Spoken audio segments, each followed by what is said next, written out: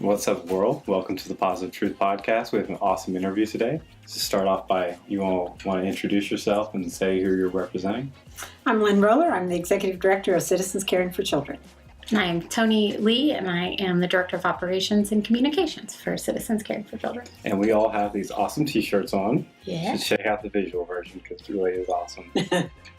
You all just want to talk to our listeners about what Citizens Caring for Children is? Citizens Caring for Children is a nonprofit that serves children living in foster care in central Oklahoma. We provide basic necessities, clothing, books, personal hygiene kits. They can come visit us 4 times a year, and we serve about 250 to 260 children. That is awesome.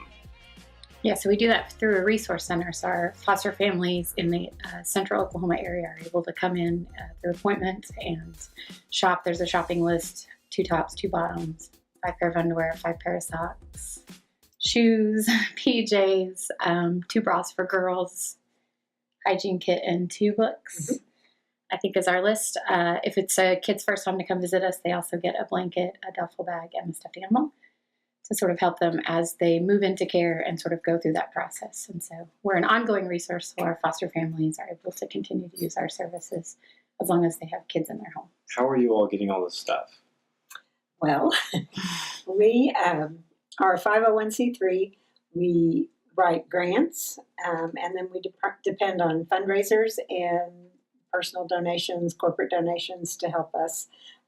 We also have a lot of groups who will do drives for us, and so we get in-kind gifts. So, for example, recently several schools had what they call Socktober. They have shoe and sock drives for us in October. There's nothing better than shoes and socks. And that helps a lot because we give out 16,100 pairs of socks every year. So it takes a lot of socks to keep that going. So, 3,700 pair of shoes.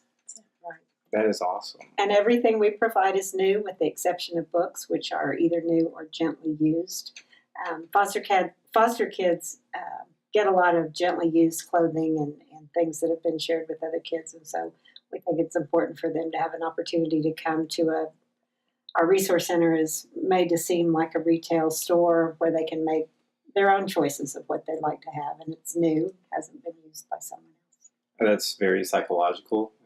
Oftentimes you get kids that have like older brothers and sisters. Like, I just get nothing but hand-me-downs. Right. So if you're a foster kid, it'll be even more beneficial because it's like, oh, this is mine. I picked this up. Right. I'm the first one to have this. That's awesome. Exactly. How long have you all been doing this? 1984. We were started by a foster family that just saw a need in the community for clothing and basic necessities for kids in care.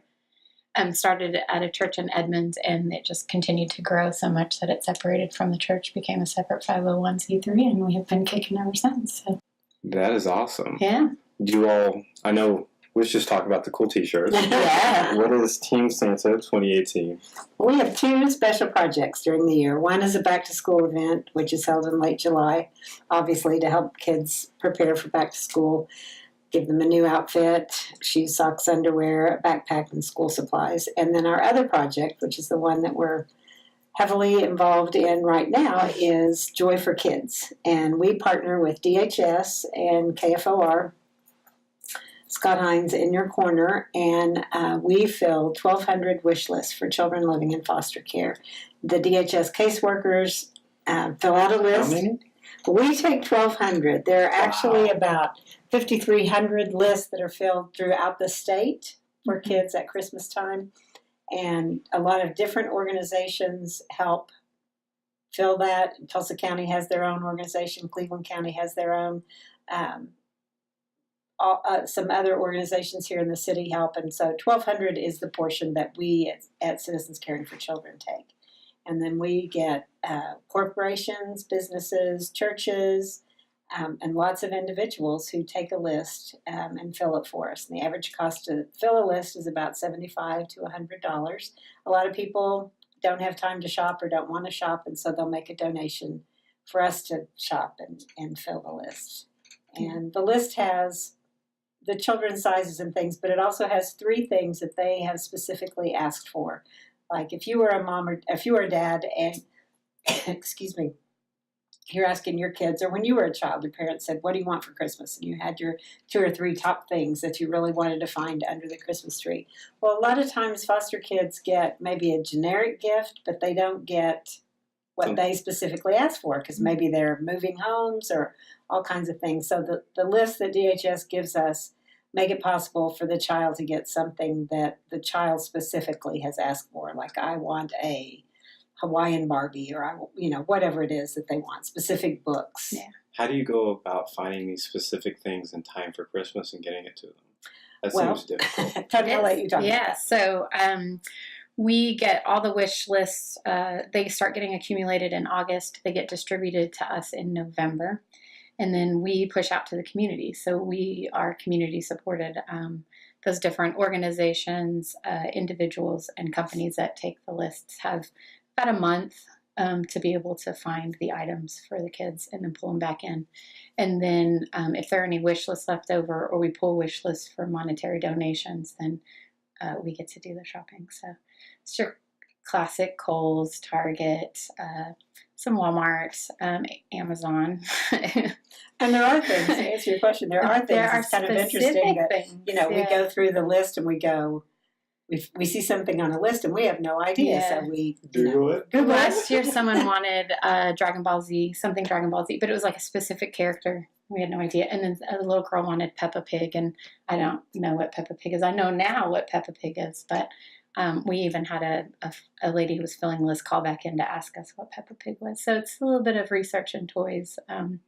But we feel like it's worth it. We want to make sure that those kids, when they look at Christmas Day, everything about their lives is in a bit of turmoil, and they're adjusting to new situations, that for that moment that they can just have like a happy Christmas moment. Can I just say how awesome it is? It's your job. It's to shop. Christmas gifts. Make people happy. Well, and it's all year long, because if we're not shopping for Christmas gifts, we are shopping for shoes and socks and underwear and clothes, and we shopped for coats today, and so it is kind of fun that we get to go and pick out stuff that we know kids will like, and so. That's all. And so, do you have an event where you give these out?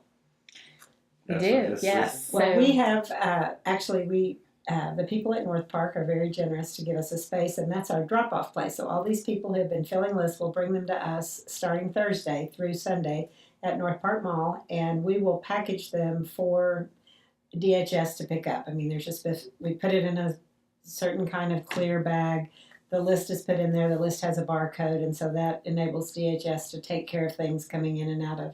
They take them to a warehouse, and then either the caseworkers or the parents can come to that warehouse and pick up the things that were purchased for their child. But you should come and see us at Northpark if you have a chance, because people are very, very generous, and it is just so much fun to see just it's overwhelming the space where we have just bags and bags and bags of toys and bicycles and bedding and all kinds of things that kids ask for. That's what this podcast is about, is belief in each other in the world. Yeah. And that's exactly what this sounds like. It is amazing. So what's awesome is if we ran a drop-off location where the families came and got it and the kids picked up, it would be this great moment for us where we get to see the kids open, and that would be awesome. But instead, the foster parents take that home, they wrap it, they put it under the tree, and the kid gets that little magic of Christmas of like, maybe they're young enough, they still believe in Santa. And so it's not so much about us showing that the community is giving to this kid who already knows that they're being supported by the community. It is them waking up on Christmas morning and opening that gift, and they can still hold on to that sort of happiness. So that's what Christmas is all that's about. What it's all about. Can I hear about the back to school drive? Oh man, back to school is amazing. So we serve 600 kids. We do it in 4 days, 6 kids every 15 minutes. But what's really awesome about back to school is we partner our kids with a volunteer. So instead of a foster family coming and shopping for their kid, the kids are partnered with a volunteer. Foster parents come over here. There's a little bit of education happening for them while they're waiting on their kids. And those kids get a one-on-one personal shopping experience. They get to pick out their own outfit, their own shoes, socks, underwear, backpack, 10 to 12 school supplies, whatever they want. If they want 2 packages of markers and 3 pink folders and 24 erasers, it's sort of this great opportunity to get them excited about going back to school. And part of that is them being able to pick out what they want, what they're comfortable in, what they like, what's going to make them happy to get up on the first day of school, pack their backpack, and go off. There's so much identity that happens at this event that allows them to make some decisions maybe in a time when they don't get to do a lot of decision making. And you're just unsure about yourself. Yeah. So, and we have dressing rooms, and so they can try things on if they want to. And we, one year we had one little girl, she was a size 6. She tried on every single outfit that we had in size 6 before she made her decision. Yeah. You know, the foster mom might not have had the patience for that, but this volunteer that was with her was having a ball. So it's just a really fun experience for the kids and fun for the volunteers as well. Yeah. So how can you volunteer or donate? So volunteering for that event, because it's one-on-one with the kids, there's an application that you fill out and a background check. We just want to make sure our kids are safe, and that's a good, safe environment for everyone. And we do that starting the beginning of July on our website. And then you can donate at any time. We take donations all year long. Yeah. And if you want a website and all the social media is linked below, I'll put it below for you. That'd be great. So it's cccokc.org. It's a fast plug. Also, if you can't donate money, but you're with an organization, let's say you have a church group that you're a part of, or your school, we had Edmond High School Palm Group do a drive for us during that Shoe in October. So if you just have an organization or a group of people, or we had an intern one time that she had some clothes in her closet that still had tags on them. Teen girl, I mean, she was super fashionable and cute, and she just got some of her friends, and they did like a little closet clean out of things that they bought and they never wore, and they were able to bring them here and then sort of re-gift those to foster kids. Tags on them still, fashionable, fun stuff. They were teenagers? Teenagers, yeah. Youth are awesome. Right? No, it's amazing. So we have a church group that makes quilts for us, because the first time you come, you get a little quilt or blanket of some kind, and about every 6 weeks or so, they'll call and say they have 45, 46 quilts for us. We just have all kinds of different. We had a gymnastics group one time that had a drive for stuffed animals at their gym. At their gym, We have a group that supports us in the summer. The last 2 summers for back to school, they've had a contest in their office to collect underwear, and it's called Drop Your Drawers, and they have donation boxes where you drop your drawers in the donation box. So, underwear is really expensive, and again, we give out 16,100 pairs of underwear in the course of a year. So, even a drive that gets us, if you brought us 25 pairs of underwear, that serves 5 kids. Yeah. So, awesome. Anything like that is just really, really special, and then that's something that we don't have to buy. Yeah. We also just encourage people to follow us on Facebook. When we have needs in the resource center, our underwear gets low or something, we sometimes push out those wish lists on our social media. So Facebook, Instagram. Again, links in. So 2 questions left, but the first one is just some of your favorite positive stories that have come from Citizens Caring for Children since you've been here. Oh gosh, there are so many. I can think of one fairly recently. We serve children age birth through 18, but we also try to serve kids who are aging out of foster care. When you're 18, you age out. And, if you're with a family, maybe they can keep you, maybe they can't for whatever reason, or, for whatever reason you're on your own. And we had a young boy who had dropped out of high school, and he was trying to get into a program at Francis Tuttle where he could get his GED, and with the completion of that GED, he could also get entrance into a technical program, to get a skill. But he needed some clothing for an interview, so we were able to get him some slacks and some dress shoes and a new belt and a dress shirt and a tie. And so he came out to shop, and he loved what we had gotten for him. And we always try to have choices, but he was happy that he had a tie, but he didn't know how to tie the tie. So luckily, one of our colleagues has a middle school boy. She knew how to tie the tie for him, so she, gave him a little tutorial. And we found out later he was accepted to the program, got his GED, and we feel like, that ability for him to have clothes that he felt were appropriate for the interview, gave him some confidence. That's awesome. Yeah. I was shopping the other day, and so we're tax exempt, and so at the end you give them your tax exempt information, which has your name, and the checkout person, we used to be in foster care and used to use our services, and she was just so happy that we were there and getting clothes, and she ended up giving a $20 donation back to us, which is amazing, just because, I mean, she obviously was happy with what we did and how we did it and stuff, and she was just happy that we were still here and that we're still serving foster kids and stuff. And so I think it's this great testimonial of the person who used our services, who appreciated it and really enjoyed being able to come here and shop, and that she wanted to be able to help another kid. So one positive act leading to another. Mm-hmm. And it's just, sometimes foster children are taken from their homes under terrible circumstances or in the middle of the night, and they don't have a chance to go back and get their basic things that were theirs. But also, some of them have been living in conditions that are hard for us to even imagine. One afternoon, we had 5 siblings come. They had been taken into care and came immediately here because they really had nothing but what they were wearing, and what they were wearing wasn't really acceptable. One of the children was a little 5-year-old girl, and she didn't have any underwear. She didn't have underwear on because she didn't have any underwear. And so we gave her some underwear to put on immediately, of course, and she went in and put them on and came out crying. She thought she was in trouble because she didn't have underwear to wear. So the impact of 5 pairs of underwear, it can be really, it can go well beyond, oh great, I have some new underwear.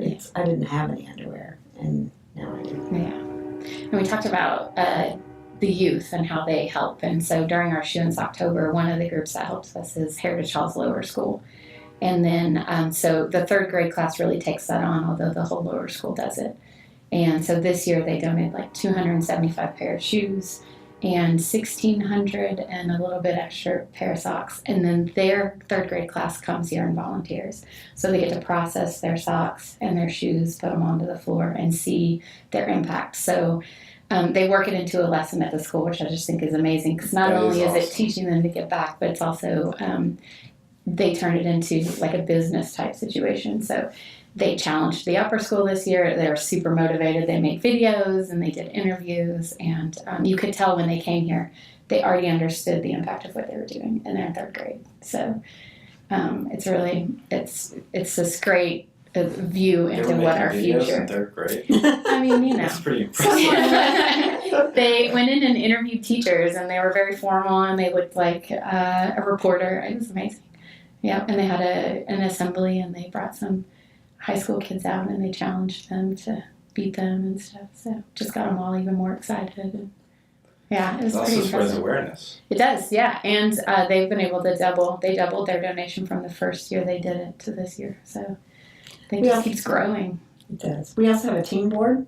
We have about 40 kids from 13 area high schools who volunteer for us. They do 2 fundraisers a year. They just finished a movie fundraiser, and they made just over $11,000, which is a very, very significant donation for us. And that was through the efforts of 40 high school kids. They plan it, they sell the tickets, they do everything. They do the whole thing. And then in the spring, they have a trivia night.